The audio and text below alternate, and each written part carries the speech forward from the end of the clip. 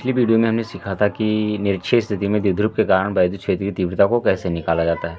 इस वीडियो में हम सीखेंगे कि वैद्युत द्विध्रुव के कारण निरक्षीय स्थिति में वैद्युत क्षेत्र की तीव्रता को कैसे निकाला जाता है। तो इसके लिए पहले हम इसको फिगर को डिजाइन कर लेते हैं।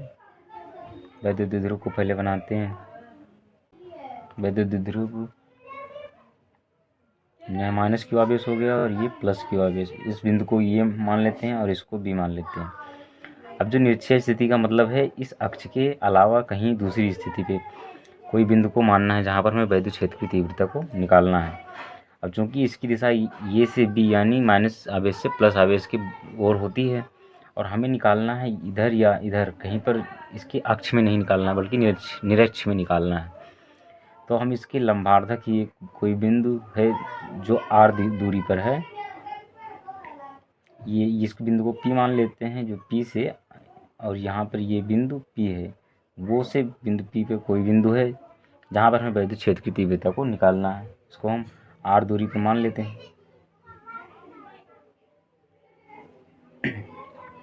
और ये जानते हैं कि ये इसकी जो दूरी पूरी जो दूरी होती है वो 2l होती है, तो ये l हो जाएगी और ये पार्ट भी l हो जाएगा। अब अगर इसको हम ऐसे मिला देते हैं और इसको ये ऐसे मिला देते हैं, एक ट्रायंगल हो जाएगा और ये समकोण त्रिभुज बन जाएगा। तो अब माइनस आवेश से उस बिंदु की जो दूरी हो जाएगी वो अंडर रूट हो जाएगी पाइथागोरस प्रमेय से, वो l स्क्वायर हो जाएगी प्लस आर स्क्वायर हो जाएगी। और वैसे ही ये प्लस आवेश से भी बिंदु पी की दूरी उसी तरह ये भी हो जाएगी R square plus L square. यही दोनों दूरियां लगभग बराबर हो जाएंगी, बराबर ही रहेंगी। अब माइनस क्यू के आवेश के कारण जो वैद्युत क्षेत्र की तीव्रता बिंदु पी पर होगी वो अंदर की ओर होगी, यानी ये यहाँ पर, और प्लस क्यू के कारण बाहर की ओर होगी। तो इसको आप E1 मान सकते हैं और इसको E2 मान सकते हैं। अब चूंकि ये इन दोनों को का जो समांतर घटक और लंबवत घटक को दो घटकों में विभाजित करेंगे, तो इसको यहाँ से इसके समांतर एक लाइन खींच लेते हैं। अब ये इसके समांतर, अब इसका जो E1 का जो लंबवत घटक हो जाएगा वो हो जाएगा E1 साइन थीटा हो जाएगा, और इसका जो समांतर घटक होगा वो इधर आ जाएगा, वो हो जाएगा E1 कॉस थीटा। और इसका जो होगा माइनस क्यू के कारण E2 का, वो हो जाएगा, इसका जो लंबवत होगा वो E2 साइन थीटा हो जाएगा, और ये E1 E2 कॉस थीटा हो जाएगा। अब चूंकि यहाँ पर E1 कॉस थीटा और E2 साइन कॉस थीटा दोनों एक ही दिशा में है तो ये तो जुड़ जाएंगे, लेकिन ये जो घटक हैं लंबवत घटक जो E1 साइन थीटा है और E2 साइन थीटा, ये एक दूसरे के परिणाम में तो बराबर हैं लेकिन दिशा इनकी विपरीत है, तो ये एक दूसरे को कैंसिल आउट कर देंगे, यानी विपरीत है तो एक दूसरे से निरस्त हो जाएंगे। तो अब इसको लैंग्वेज के रूप में भी लिख सकते हैं। और यहाँ पर बिंदु पी पर जो परिणामी वैद्युत क्षेत्र की तीव्रता होगी वो E1 cos theta plus E2 cos theta वो हो जाएगी। तो इसको लैंग्वेज में लिख लेंगे, जैसे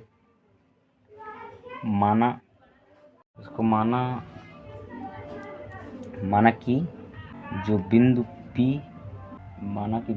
वैद्युत द्विध्रुव AB की लंबार्धक रेखा पर उसके मध्य बिंदु, ये द्विध्रुव है और इसका जो मध्य बिंदु है वो, यानी मध्य बिंदु वो से आर दूरी पर स्थित है। वैद्युत द्विध्रुव के आवेशों प्लस क्यू व माइनस क्यू के कारण बिंदु पी पर वैद्युत क्षेत्र की तीव्रता E1 व E2 होंगी, E2 हैं। बिंदु P की प्रत्येक दिशा में जो दूरी है वो ये है under root L square plus R square, और यहाँ पर भी वही है। तो E1 के कारण जो विद्युत क्षेत्र की तीव्रता होगी वो E1 हो जाएगी 1/4 पाई एप्सिलॉन नॉट के Q upon are square plus L square. चूँकि यहाँ पर तो अंडर रूट हो जाएगा, लेकिन इसका हम जो दूरी होती है वो आर स्क्वायर होती है, तो यहाँ पर अंडर रूट यहाँ पर हट जाएगा। तो इसको आप ऐसे भी लिख सकते हैं 1/4 पाई एप्सिलॉन नॉट 1 के Q upon are square plus L square. ऐसे ही E2 हो जाएगा 1/4 pi epsilon naught Q upon are square plus L square. ये पहला हो जाएगा और ये E2 यानी सेकेंड। अब चूँकि इसकी जो समांतर जो घटक हैं यानी कॉस थीटा वाला जो कंपोनेंट है उसको लिया गया है और ये दोनों जुड़ रहे हैं, तो जो परिणामी तीव्रता होगी E1 हो जाएगी E1 का कॉस थीटा प्लस E2 का कॉस थीटा। तो वो हो जाएगा E1 की वैल्यू यहाँ से लिख लेंगे यानी 1/4 पाई एप्सिलॉन नॉट के Q upon are square plus L square cos theta और plus 1/4 pi epsilon naught Q upon are square plus L square, ये भी कॉस थीटा हो जाएगा। तो बेसिकली अब इसको यहाँ पर ये जो दोनों पद हैं इसमें मैक्सिमम चीज़ें जो हैं कॉमन हैं, तो कॉमन चीज़ों को बाहर कॉस थीटा को जोड़ लेते हैं और ये चीज़ जो बाहर है इसको बाहर लेते हैं। तो 1/4 पाई एप्सिलॉन नॉट के Q upon are square plus L square और ये जुड़ जाएगा तो हो जाएगा 2 कॉस थीटा। अब कॉस थीटा की वैल्यू हमें यहाँ से निकालनी पड़ेगी। तो कॉस थीटा होता है आधार बटा कर्ण होता है, यानी L upon under root R square plus L square, ये वैल्यू हो जाएगी। यानी कॉस थीटा आप उस त्रिभुज से निकालेंगे तो आ जाएगा आधार बटा कर्ण होता है, यानी आधार है L और जो कर्ण है वो अंडर रूट है R square plus L square.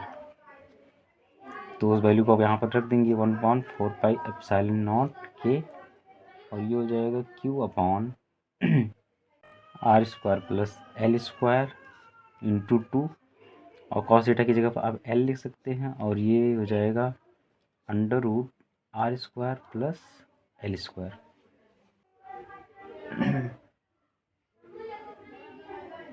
अब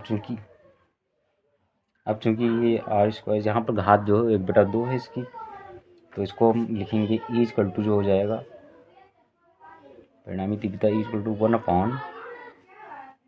1/4 पाई एप्सिलॉन नॉट क्यू यानी 2Q हो जाएगा और L और नीचे जो हो जाएगा वो R square plus L square, उसी को इसी में ऐड कर देंगे तो ये हो जाएगा और इसकी जो घात है वो है R square plus L square का 1/2।